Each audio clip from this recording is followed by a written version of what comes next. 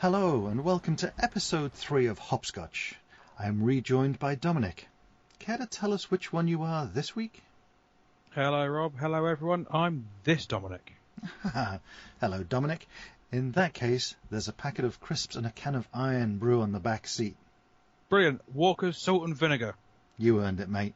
Save them until after the show though. I don't want you ruining your palate and rustling the bag right now. Well then, to take my mind off them, how about you tell us where we're going and what we're going to be sampling? Certainly. We are in South Wales. I've planned our sampling Felinfoel Double Dragon from Llanelli and Penderyn Distillery's Red Dragon. So this makes this episode 3 dragons. So episode 3 with a double dragon and a red dragon makes 3 dragons. That's very clever of you. Really? Sure. All right then. Well, seeing as we are all about dragons and the dragon is the national symbol of Wales, while I drive, please tell us all we should know about Welsh dragons. Okay, well, the history of the dragon being an icon of the Welsh has actually been documented as far back as 829 AD. That seems a little early. I know I'm not feeling awake by then, although the use of it seems even older, probably about 400 years or more to Roman Britain.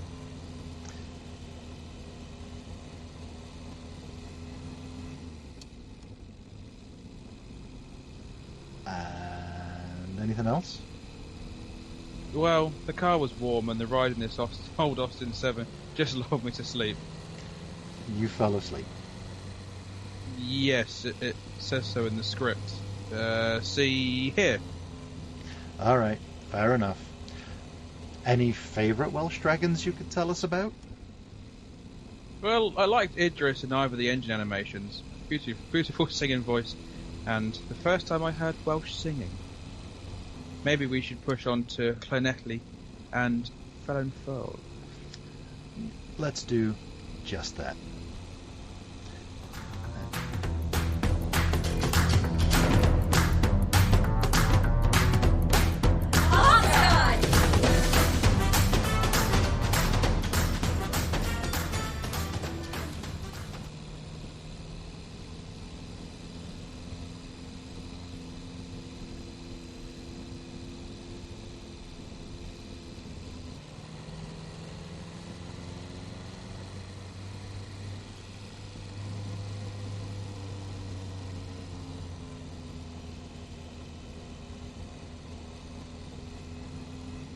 Well, Rob, you're more familiar with this area of South Wales than I am, so what can you tell me about it? Sure. I first came to Llanelli in the early 90s while working for a gentleman from around here. And it was here that I very first tried Felinfoel Double Dragon. Has the place changed much in those years? You know, it has. It's changed a lot. There's a lot more of the big box store buildings that house the same ubiquitous companies you see just around the country now, as opposed to the smaller stores. And the Scarlets have moved into a much bigger stadium. Well, you know, being a sports fan, I knew that they moved into a new ground back in 2008, I believe. But the outside of the new stadium does match the anonymous boxes we've seen around here. It does, but they'd long outgrown the old Straddy Park. The new Scarlets Park is much better facility-wise, so I guess the attention went on what will happen inside the ground as opposed to outside. Well, yeah, over the years they have actually been an exciting team to watch. They have.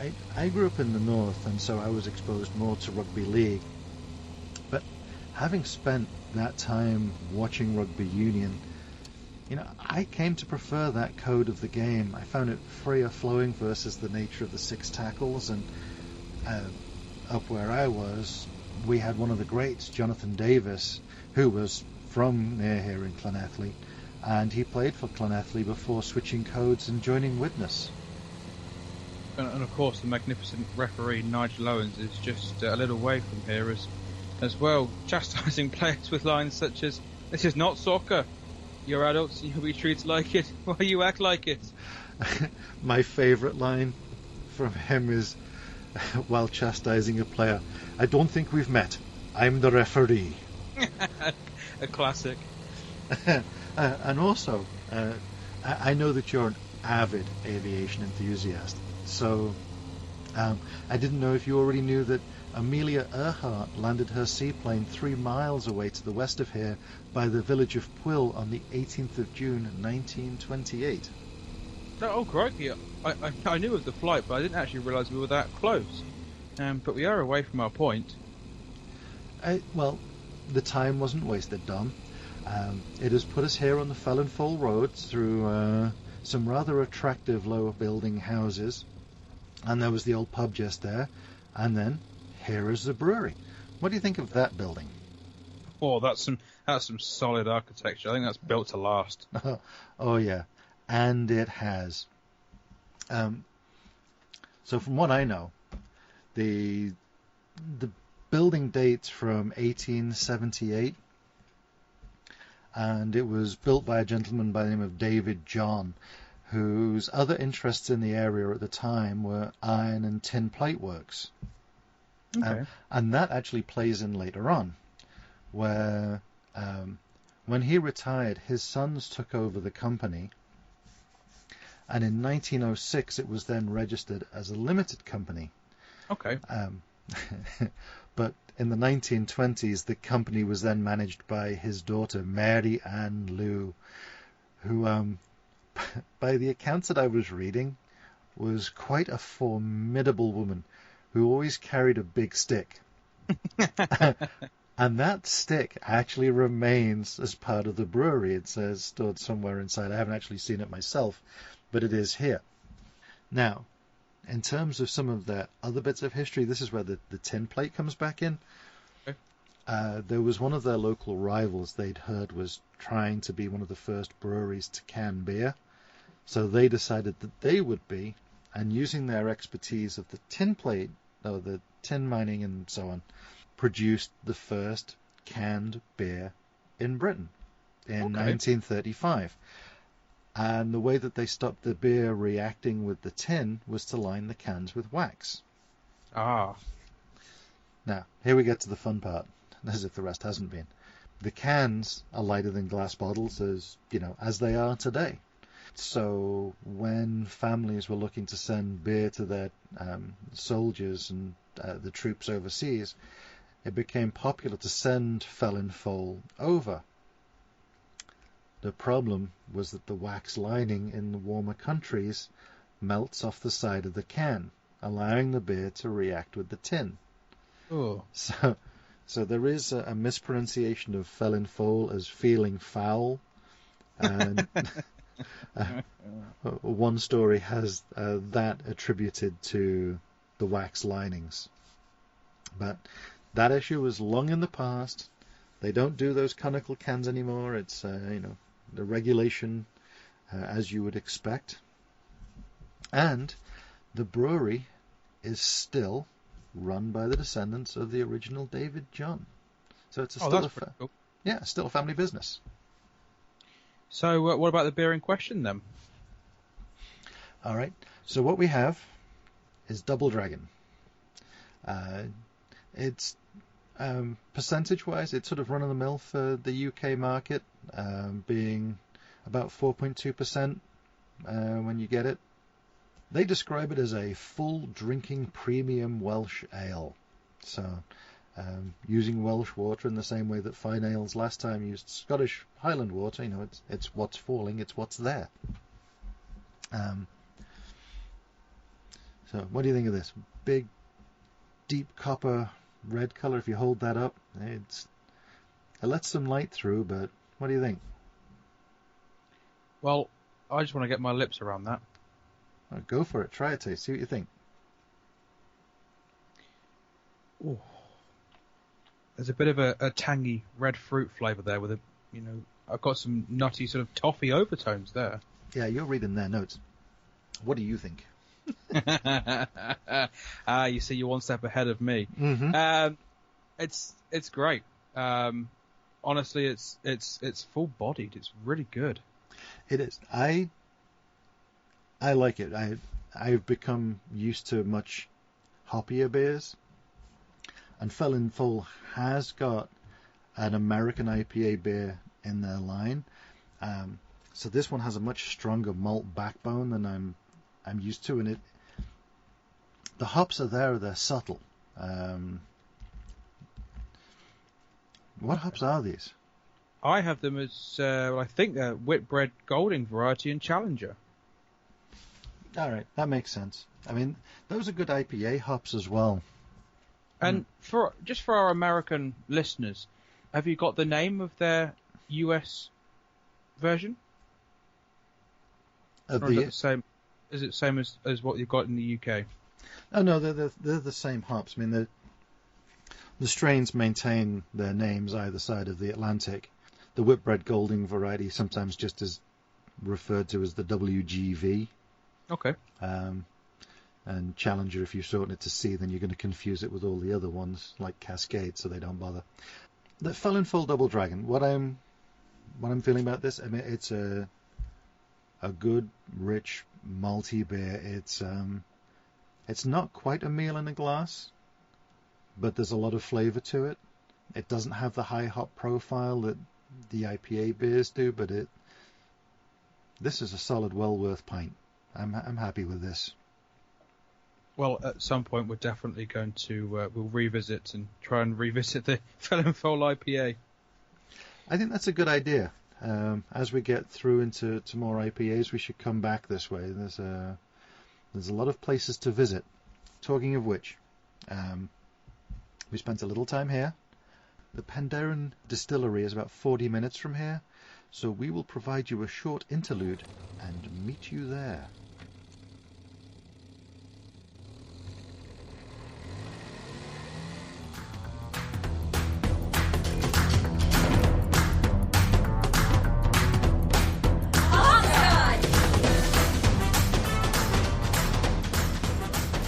The HopScotch Podcast is sponsored by Bert's Better Beers.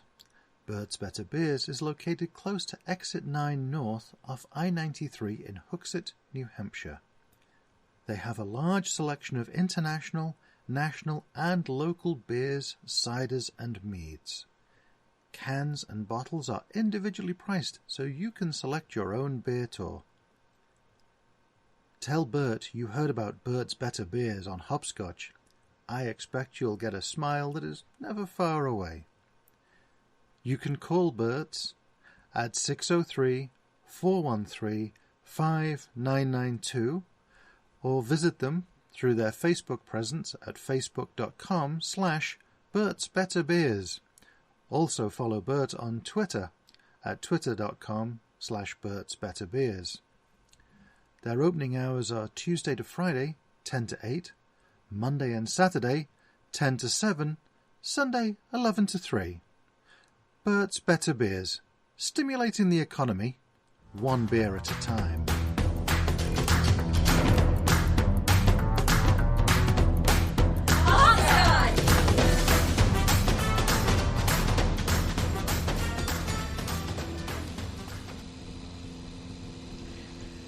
Well, Rob, with you, as ever, another out-of-the-way location here, then. Well, why not? As we're here, why don't you go ahead and fill us in on the gaps? We're here in Penderyn. It's a rural village in the Cynon Valley here in South Wales. Population? Yes, it has got a population, yes. I don't know what it is, and not much more beyond that, I'm afraid. Alright, well, carry on with what you do know. Thank you. Well, as I understand it, the distillery was initially launched as the Welsh Whisky Company back in 2000, and they started selling as the Penderyn Distillery in 2004. At the time of this airing, they are currently the only whisky distilled in Wales. So we may need other excuses to come back to Wales. The landscape, to be honest, is draw enough for me. Some low cloud, just backlit by the sun, just underscores the drama. Well, Penderyn has lots of reasons. I mean, not just their range of whiskies, but they also do sherry, vodka and gin. Thanks, Dominic. That's quite a variety from such a little distillery. So are you interested to know that before this company established sales, whisky hadn't been distilled in Wales for over 100 years? 100 years? That's a long time. Do we know of any reason? Nothing specific, but I guess the lead time from investment to capital realisation is prohibitive for smaller startups, and investors can quickly see returns more in liquid assets. What? Are you all right? Liquid assets. Get it? Seriously? I ought to throw you out. All right. Really? You tried to do that to us? I thought you'd fallen ill. I'm going to save us some more of that with the announcement that we have arrived. Hey, it's right opposite of school. That's perfect for parents. I'm not sure we're supposed to encourage that sort of thinking. Well, you are a parent, and up until a few years ago, at least, I was a minor. Yeah, I'm going to let that line of thinking just go. The building is a bit anonymous. Instead of anonymous, how about we settle for unassuming? Dark-sided and somewhat squat. Maybe. But did you notice how much the roof is solar paneling? Yeah, you can't see it from the road, but both sides of the roof are solar panelled. Did you Google map that? Yeah, I Google mapped that. Cool. All right, well, let's go in. Now, there's plenty to do at this distillery, especially if you've had the opportunity to book ahead. And we don't have the budget for it, so we're just going to have to tell you about some of the attractions. Tours. Now, the tour lasts about an hour, on which you would see their mill, mash tun, single copper pot Penderyn stills, and the new pair of pot stills. Now, the tour also ends with samples of some of their products in the tasting bar. Now, tour prices range from adults as £9 and children, if you're bringing children, aged 14 to 17, are £4.50. That's cool, and not bad prices for the tour. Next up, there are chocolate and whisky tastings. Now, their award-winning single malt whiskies are paired, by their distillers, with delicious handmade chocolates from Chocolate House of Pontypridd.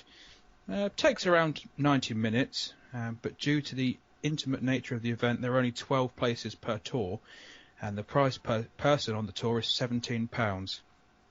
Intimate? Their wording. Sounds fun. Can we go on one? Dude, I blew the last of the petty cash on your salt and vinegar crisps. Oh, good, they were delicious, but that's okay. I still come out ahead. Oh, well done there. Distillery Masterclass.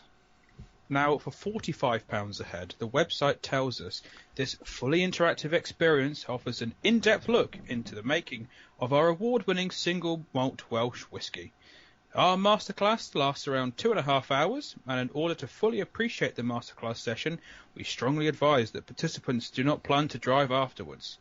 Each attendee will receive a gift after their masterclass.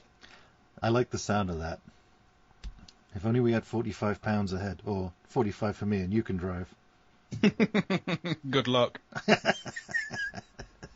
Now, they did see on their site as well that they have about 35,000 visitors per year. So if you are planning a trip, we suggest you book in advance.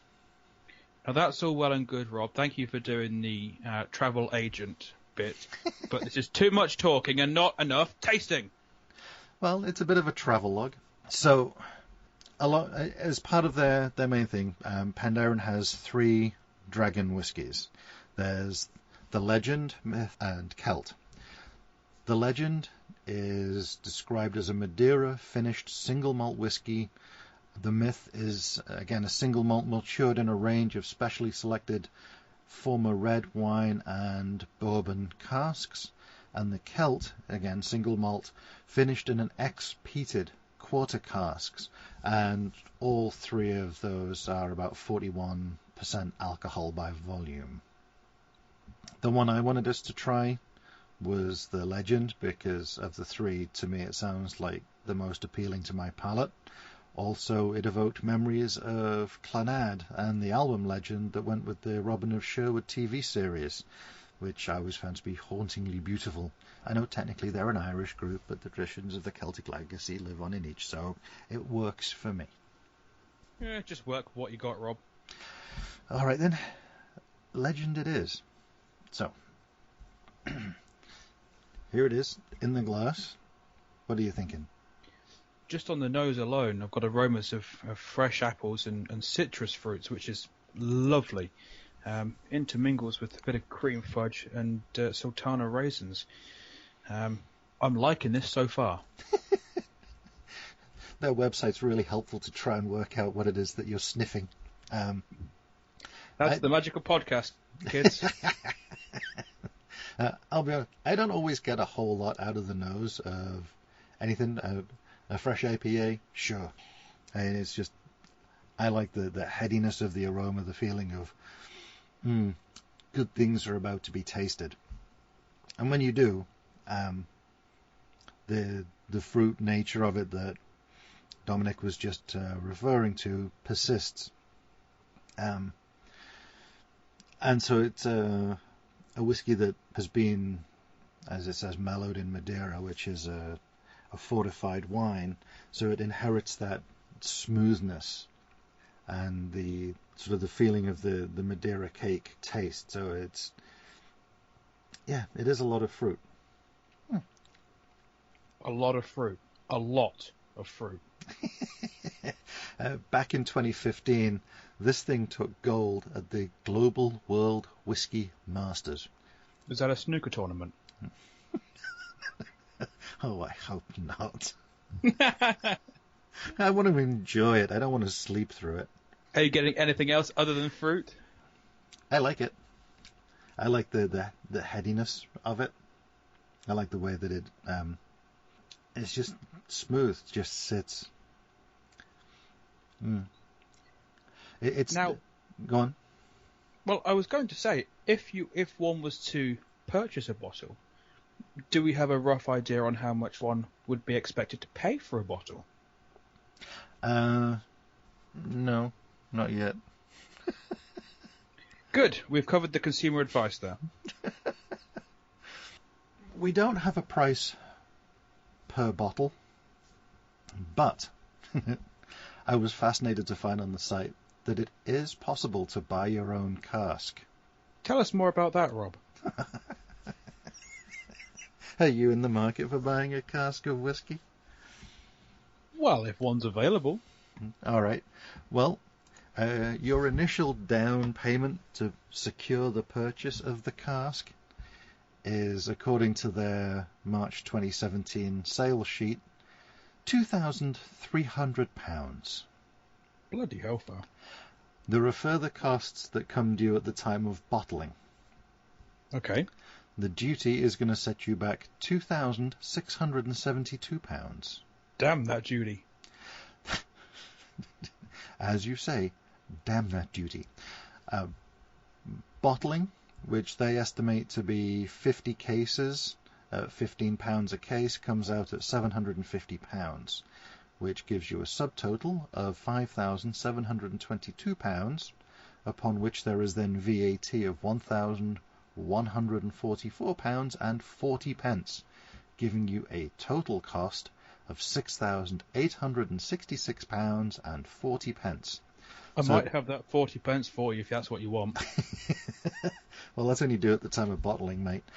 So their price per bottle, if you were to purchase it that way, would be £22.89. I don't think that that's a good guide price to retail in the store, but overall it will be cheaper for most of us to purchase it singularly by the bottle. They further advise, and I think this part is great, that this should be a personal purchase, not an investment purchase. They will do custom labelling as well, so if you want something really fancy to give to friends, you can do that. And they will store the cask for you for, they recommend 6 to 7 years, but no more than 10. No more than 10 with a personalised label. I like the sound of that. Yeah, just not the £6,866.40. Oh yeah, we'll gloss over that bit. Don't worry about that. I do have, I got a couple of 20 pence pieces here. So No, I could probably cobble together the £6 as well. That was nice. Thank you. So Penderyn, it's worth picking up in the store. It's definitely worth making a trip to the distillery. Another fabulous part of the world. If you have the time and money and storage capacity for a cask, why not? Any other final thoughts, Dominic, before we wrap this up for this week? One thing I would say, just coming back to the purchase of your own cask, don't try and get that one through duty free. Don't try and get that one through customs at the other end if you're flying abroad. Or otherwise you may lose a few casks in a bit of a bribery. I think most people who can afford to buy those things are probably going to have private yachts that they will simply have stored a lot of it on. So if you're picking up a cask of your own Penderyn and you're deciding that you want to put it back on your yacht, I suggest Antibes. Very nice this time of year.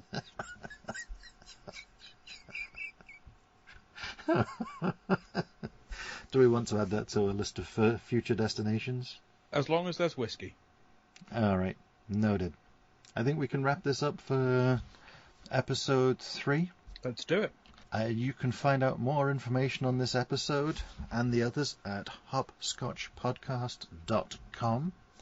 And all our episodes are hosted on SoundCloud at soundcloud.com/HopScotchPodcast or in your favourite podcast app. And we now have a Twitter account. Woo! And because of their character limit, it's at HopScotch Podcast without the A in cast, so it's HopScotch Podcast. That's HopScotch Podcast. Sounds like we short-circuited it, doesn't it? It's good night from me. And it's good night from him. Good night. You want me to join in with a final good night? HopScotch! He shook his head. You've already said it. All right. Bye! HopScotch! HopScotch!